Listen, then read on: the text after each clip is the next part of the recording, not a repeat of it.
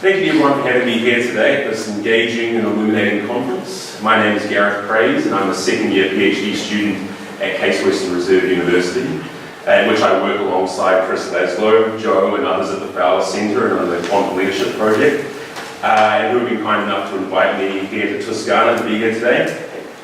The last time I was in this region, I was actually tour managing a punk rock show in Florence, which nearly broke out into a riot. So times they do change, and I find myself here in this beautiful setting discussing consciousness and the potential new paradigms for business.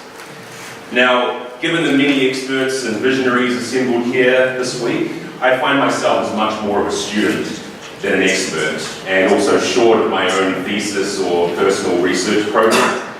And in the spirit of humility and deference to the wisdom of those present, I'd like to try and keep my presentation short and structured around asking questions rather than contributing expertise.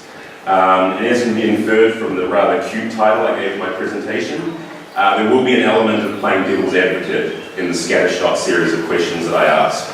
My hope is that some among you will slake my curiosity and provide some perspective to my own worldview as someone who hopes to play his part in taking the world of business into a bright and fulfilling future for everyone. Now, one of the truly wonderful things about the world of business, particularly as it has come to pass in the last 15 to 20 years, has been an emphasis on diversity in organizations. Now, while we still have a ways to go, it's fair to say we've made tremendous progress in advancing diversity in gender, ethnicity and culture, sexual orientation, religious or spiritual affiliation, and something that's particularly close to my own heart, neurodiversity in the workplace. The one thing that cannot be emphasized enough here in this aspiration toward greater diversity is something that has been borne out in the literature within the organizational and managerial sciences, is that such diversity in demography yields diversity in perspectives. And diversity in perspectives serves to steer organizations toward progressive thinking and innovation, which are often held up as the hallmarks of successful modern business. And this brings me to my first question. Now, I would ask you all to humour me for a moment and engage in a thought experiment, one which will be highly counterfactual for many of you here. Imagine that tomorrow morning we wake up and incontrovertible proof has been produced that consciousness is not a non-local quantum phenomenon, and that it is at base simply an emergent sum of brain states coalescing together to produce the subjective psychic stream which we often identify as consciousness. Would this finding change anything about our mandate to try and advance a new paradigm in the world of business? Would our goals of a world geared towards sustainability, connectedness, harmony and human flourishing be diminished in any way as a result of this information? Now, it bears mentioning that there are a myriad of working scientists and philosophers who occupy this position. It's also fair to say that a great many of these people are not fringe figures who have failed to produce strong theories or rich empirical bases in their work. Many are highly respected figures within the scientific and philosophical worlds, who have simply arrived at different conclusions to many of those seated in the room here today. There is also a huge range of differences in opinion within this subset. The notion that consciousness is a local phenomenon is not a unitary one. And within this broader framework, there are many competing theories as to what are the underlying mechanisms and relevant data points which govern consciousness. It seems to me that if our brief here is advancing our world to a greater state of flourishing, and not merely achieving paradigmatic partisanship, we need to at least entertain trying to find a way to put aside our differences, reach across the aisle, and find some common ground among our diversity of perspectives, and not merely dismissing all of them wholesale as simply part of the old paradigm. Is there a way in which we can achieve this? Would this be a worthwhile endeavor? My second question is one that's close to me personally. I suffer from bipolar disorder. Throughout my life, I've experienced shocking waves of depression and anxiety, punctuated with chronic bouts of mania. While the worst of my symptoms had largely subsided into remission, this disorder has provided me with some truly dark and despairing times. I ask of you here who would posit that consciousness is a non-local phenomenon and that it is holistic and universally interconnected, why did I get such a bum neck? Is it just that I am naturally ill-equipped to dial into this universal frequency with high fidelity? There were times in my past where my response to the idea of non-local consciousness simply would have been, get me off this ride, I want out. And moreover, if consciousness is not a local phenomenon, why was it that, in my own case, the major factor which drove me toward remission was following a course of conventional pharmaceutical-grade anti-depression and antipsychotic medication? Did this medication simply tune my brain into a universal consciousness? Or was this more reflective of something happening provincially in the recesses of my own brain? And if we are to continue the noble aim of promoting a neurodiverse workplace, where both mentally typical and non-typical people have something to contribute to organizations, how can an understanding of locality versus non-locality deepen and enrich the new paradigm of business? To my third question. As I've already discussed with some of you, and as I alluded to in my introduction, I spent the last 10 years of my career working in the global music industry.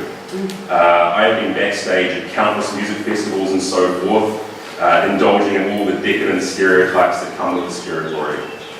Now, at the risk of putting myself in the realms of scarlet letterhood here, this has given me numerous occasions to manipulate the stream of my own consciousness using a variety of recreational drugs. This produced not merely qualitative sensory changes in degree, but in kind. I have experienced unbelievable ecstasy, surges in interpersonal empathy, and a sense of oneness with the universe. These were genuinely out-of-body experiences, and ones which educated me about myself and my own deeper purposes. I'm wondering, and maybe some of you can shed some light here, are the use of drugs, and particularly psychedelic and psychotropic drugs, an avenue where consciousness could operate at either the local or non-local levels? Could it be that the path to ecstasy and enlightenment that many psychic journeymen like myself have experienced work either as the result of some integrated sum of sensory data signals operating at the local level, or as a means of tapping into a universal, interconnected consciousness, for which psychedelic drugs simply offer an alternative to other such positive modalities that we've heard about in the conference so far, like meditation, mindfulness, and so forth? Certainly there is evidence, and I work with Tony Jack at the Brain, Mind and Consciousness Lab at Case Western Reserve University. There is evidence to suggest that many of the same regions of the brain are involved here. Does this provide one such opportunity to reach across the theoretical aisle, as I alluded to earlier, and to achieve some common conceptual ground? My final question to you all concerns artificial intelligence. Now, this is considerably beyond my field of expertise, and so to a degree I'm kind of speaking outside the cold walls here. But it is a subject that I take great personal interest in, and for which I've had a number of very illuminating conversations in recent times. Recently, a conference was convened in Puerto Rico for many of the leading luminaries in this field. Among the attendees was Elon Musk, with whom many of you will be familiar. The broad consensus from this conference was that what is generally referred to as artificial general intelligence, not merely dumb algorithms requiring human intervention, but a legitimately self-propelled autonomous intelligence, is going to be arriving much sooner than many of us might expect. Now, this is not me trying to sell you a dystopian Rise of the Robots fantasy, but merely to raise the notion that while at least some experts agree that an intelligence capable of amassing 20,000 years of hard-fought human intellectual progress in 1 week is a very real possibility, that this has major implications for the new paradigm. Now, I'm sure all of us agree that anthropic climate change is presently the greatest existential threat to humanity, and many of you are already admirably doing your part to mitigate the worst effects of this potentially catastrophic situation. But what good will our planet be if the fruits of the labors of some suitably nefarious individual sitting in his basement, chugging Red Bulls, chain smoking, and combing through layers of algorithmic code come to light? Now, some of you will simply snigger or roll their eyes at this proposition, but frankly, I'm not prepared to be so sanguine about this. Not while someone like Donald Trump sits one Hillary-busting scandal away from the White House and has already expressed a desire for an alliance with someone like Vladimir Putin? Who would be comfortable enough and secure enough to take the risk, given that the aspirational goals of such an artificial general intelligence may not be aligned with our own? I ask you, is there a way that we can productively fold this concern into the brief of the new paradigm? And how might our various areas of expertise help inform a way forward that produces harmony between man and machine? To me, this at the very least seems worth tabling for discussion, and that perhaps business leaders are uniquely positioned, seeking to innovate in the realm of technology for the common good, and working together under this new paradigm. They might help light the path ahead in this respect, particularly as we stand at the critical precipice we currently find ourselves in. Thank you.